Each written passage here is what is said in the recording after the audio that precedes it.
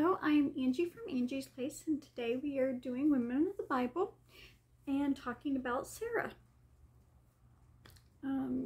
If this is something you're interested in, if you do me a favor, hit the like and the subscribe down below, and that will help us get this out to other people, and we can have a discussion about it.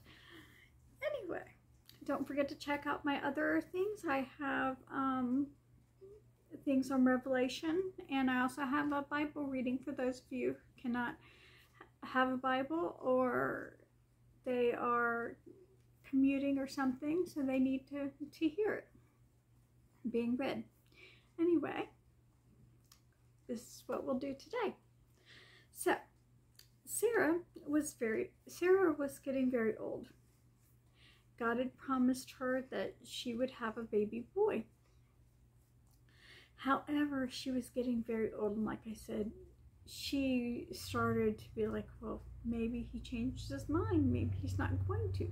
So, like the time back then, she gave Hagar to her husband. Now, Hagar was her maid who helped her get dressed and, get ready for the day. And when Sarah needed something, her maid would do it for her.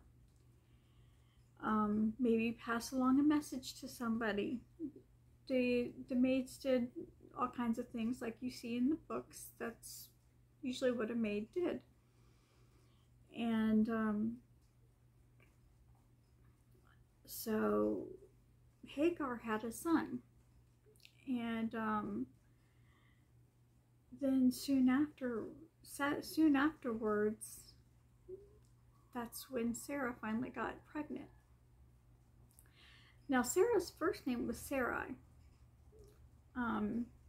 with an AI instead of an AH. God changed it to one with the AH because he promised when he gave her a son that she would be the mother of many nations. Okay, so she's thinking she's going to have lots of children, not just one child, but God granted her with the child.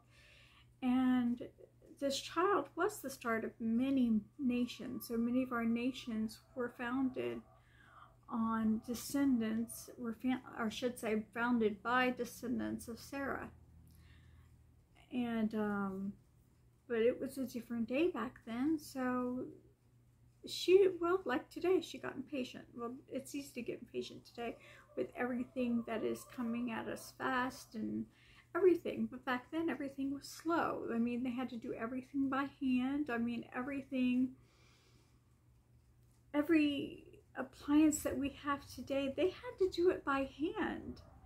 So they had a lot to do back then. So it wasn't uncommon to have a maid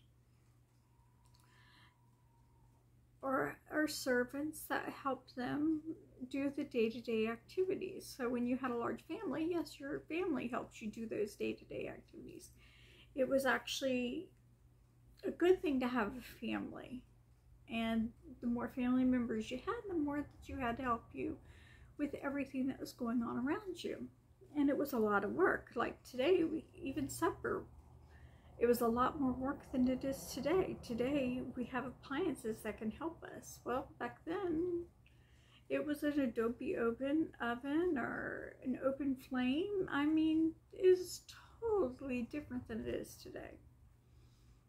So Sarah did have it a little rough, and she was. But Isaac, when he was born, his name meant laughter, because it means God hears her laughter.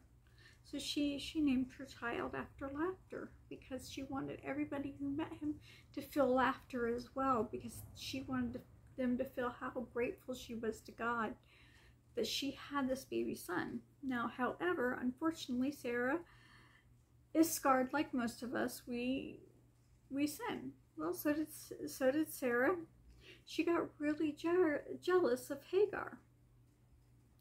I don't know what Hagar did. Maybe Hagar was taunting her. I have no idea what happened. It doesn't really tell us what happened. It just says that Sarah beat Hagar and sent her away with Isaac. And and then Hagar was promised by God that Isaac would also have a nation after him. Anyway, that was the story of Sarah.